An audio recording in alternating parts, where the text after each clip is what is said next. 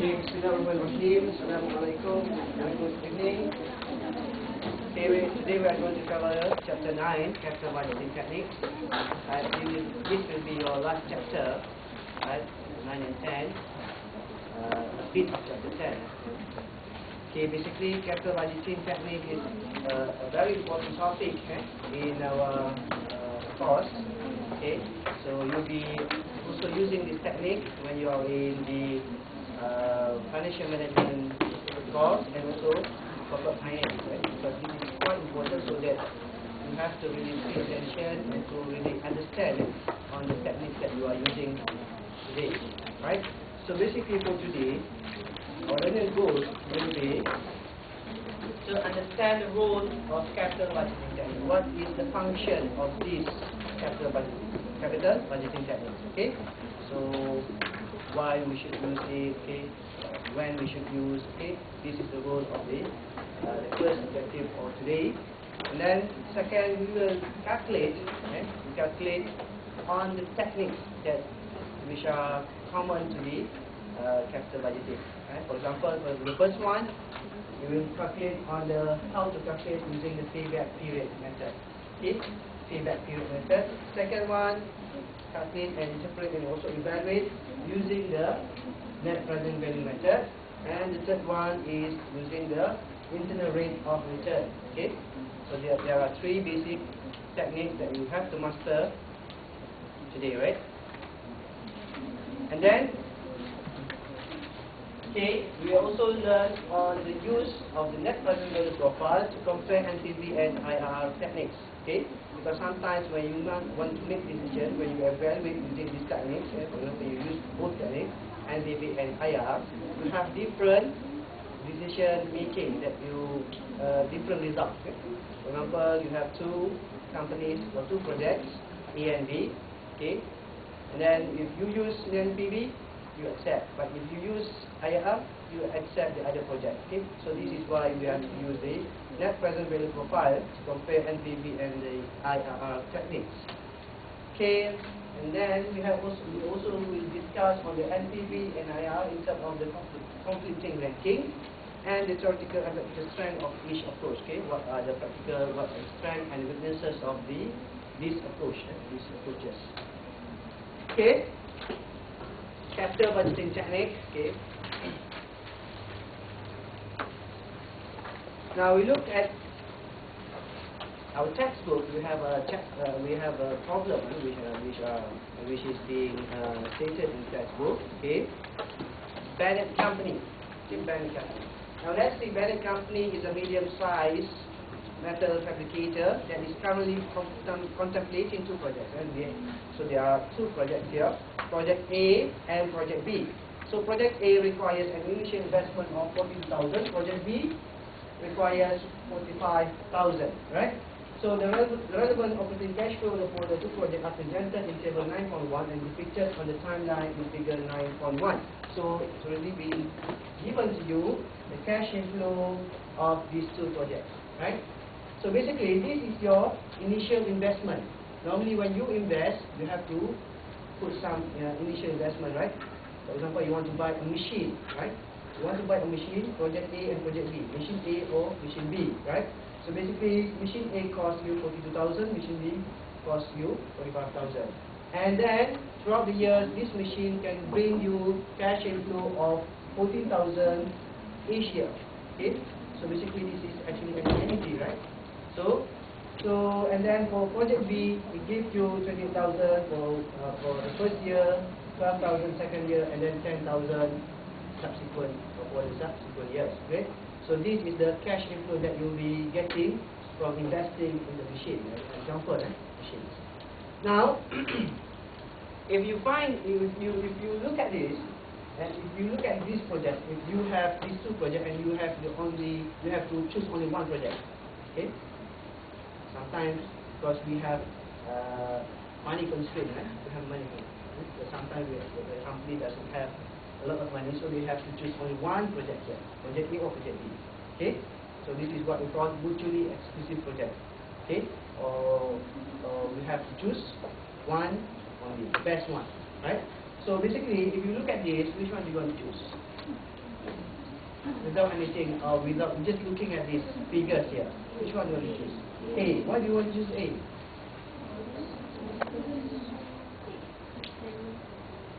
Why do you want to choose A? Because sometimes some students just what they do is that okay, just calculate this one, total calculation of the includes, right? And then minus with outflows, right? Compare it with project B.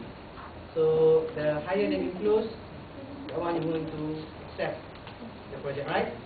So that is not the right calculation, the right calculation, because that one does not include the time value of money. Okay? Does not include time value of money. So basically, this actually incurs, the 14,000 each year incurs in different years. Okay, different year. Okay, 14,000 in year 1, year 2, year 3, year 4, year 5, right? So when it incurs in different years, so actually it has a significant impact on the time value of money, because when you receive this money today, actually you can use this, or maybe you can use this as to invest it in other investment, right? So that's why sometimes when we ignore the time value of money, okay, actually we are not getting the right answer, okay, right answer in evaluating whether project A should be accepted or project B should be accepted. So basically we have to also consider the time value of money. So when you look at this, okay, look at this, the timeline here, okay, if you just compare for year 1, which one do you think is better? Year 1 only. 14,000 compared to 28,000. Which one do you think better? The higher the cash flow, right? So this is better, right? So because we receive a higher cash flow right here. So but that one is without the capital budgeting techniques. So that is just from your logical thinking, right? From your logical thinking. So now you look at the first method that we can use in evaluating the capital budgeting technique. So basically we have two projects. We want to evaluate. Which one do you want to choose? Right? Which one do you want to choose? Right. So now let's see the first one, payback period. Or maybe you want to choose both, right? But okay, there are two types of projects. Right? One is mutually exclusive, the other one is independent project. Mutually exclusive, you can only choose one. Okay, you can only choose one. Mutually exclusive. Independent project, you can choose both projects if the both projects are acceptable. Okay, independent project. Okay, mutually exclusive, you only choose one of it. Okay, because we have manifold space, right? So if you look at the payback method, simply measure how long in years or months it takes to recover the initial investment, right? So I will give you an example. For example, if you look at KLIA, right? Kuala Lumpur International Airport, right? So the initial investment, okay, to set up the KLIA, how much is it? How much is the initial investment? Set up KLIA? Let's say 200 billion, right? Let's say, just let's say 200 billion. So you want to evaluate, okay? You want to evaluate whether you want to set up KLIA or do you want to upgrade the Subang Airport, right? So you have to choose only one because we do not have enough money, right, to improve Subang and also to develop KLIA. So in order for us to calculate, okay, whether we want to upgrade Subang Airport or whether we want to develop KLIA, so we have to use this capital budgeting techniques. Okay, so one of the method is payback period, second method is NPV, the third one is IRR. So basically, payback period is normally being used when the investment is small. Okay, when the investment is small. Okay, investment is small, so we can use payback period. Okay, but sometimes we can always use this as a supplement. A supplement. You know what is supplement? Supplement is just like when you are you all healthy today? Semua healthy, right? All sihat semua kan?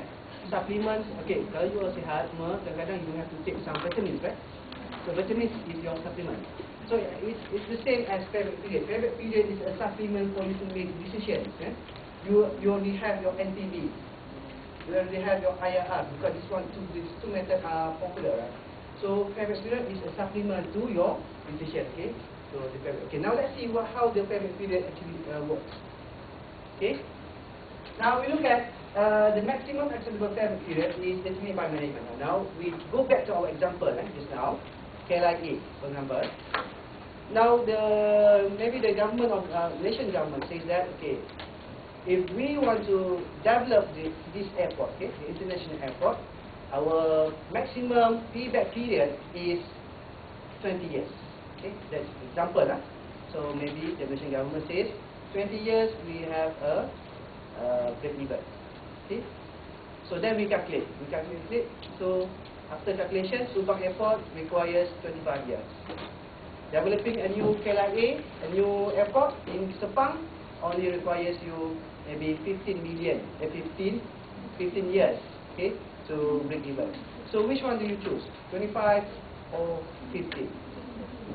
15, right? Because it's lesser, right? The time taken is lesser rather than you want to upgrade the Subang Airport, which give you maybe the initial cost is higher.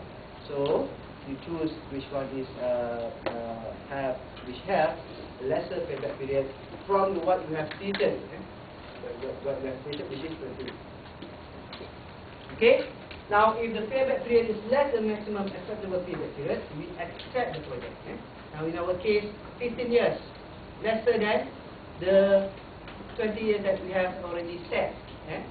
Okay. So we accept. Okay. But if it is 25 years. So if the payback period is greater than the maximum acceptable payback period, okay, 25 years for example, in developing Subang Airport, so we reject the project. Okay, so now let's see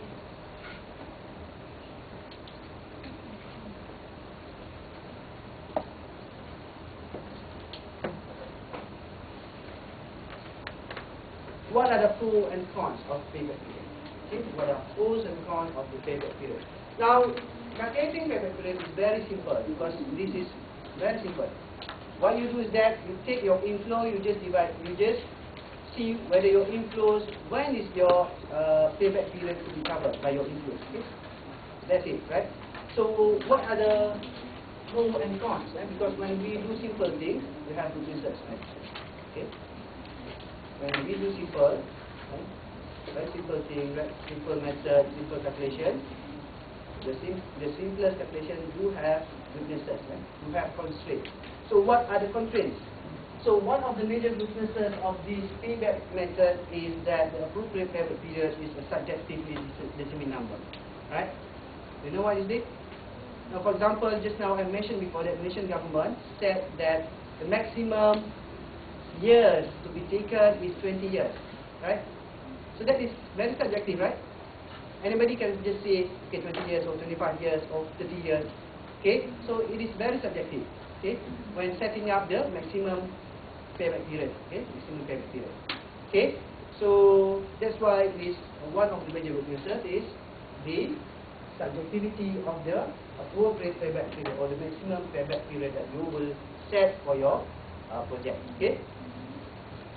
The second one is also fail to consider the principle of wealth maximization because it is not based on discounted cash flow. Okay, it ignores the time value of money, right? So and thus provide no indication as to whether the project adds to firm value. So basically, when you do not include the time value of money, you do not know whether it could create wealth, okay, for the shareholders or for the shareholders especially, and also whether it could also add more to the firm's value, right? So thus payback fail to fully consider the time value of money, right? So this is what I mentioned before. We fail to consider the time value of money. Now we look at this. One example, okay, of using the payback period. Okay, we have project gold and project silver. Project gold, project dinar and project dirham. Okay. Okay, initial investment is the same, similar, right? 50,000 for each project. 50,000 for each project. Okay, because this one we want to just to differentiate between which project is best using the payback period. Now, if you want to calculate the payback period here, okay, what you do is that you just add on the inflows until it equates to 50,000. For this example, 5,000 plus 5,000 is 10,000. Then you have to add another 40,000 to equate with 50,000. So how many years is this? 3 years, right? The payback period is 3 years. It's also the same with this project silver. Okay, 40,000 for the first year, 2,000 second year, 8,000 third year. So our payback period is also the same, 3 years. Okay? So 3 years, 3 years, right? 3 years, 3 years. Now let's say if this project B, okay, project B, actually this one is 40,000, this is 2,000, and then year 3, the cash inflow is 18,000. Okay, 18,000 instead of 8,000. So how long do you think it will take to break even here? What is the payback period here? So 40,000 1 year, 2,000 second year, right? So we have 42,000, right? So what is the we are lacking of 8,000 here, right? So basically, how you want to find the payback period is that 2 years plus with 8,000 you divided by 18,000, then you can get 2 years plus how much is it?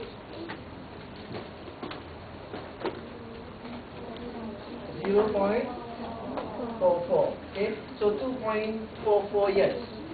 You can just change this one to months, okay, by just multiplying this with 12. Okay.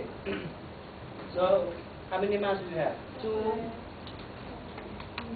2 years and 5 months. Okay, 5 months.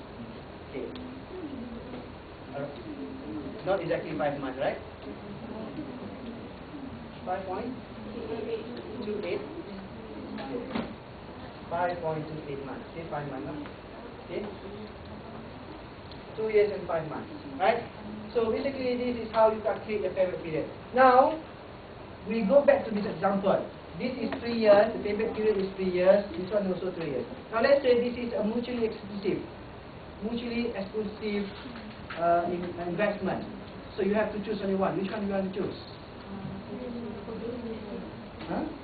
Project Silver. Why do you want to choose Project Silver? No. If this is 3 years, this is also 3 years. So which one do you want to choose? Project Silver also. Why do you want to choose Project Silver? Because this is 3 years, this is also 3 years. Okay, because of the inflows in the first year is greater compared to this one, right? So this actually you are considering current value of money, right? So basically you are now considering current value of money because you received 40,000 earlier. This 40,000 earlier is better, right? So basically this payback period is not a good method if you want to calculate. It's a very simple method, okay? But sometimes you have to go further than payback period. You have to use NPV or maybe you have to use the IR method. Okay, so basically this one you have to use it as a supplement. Right? Payback period used as a supplement.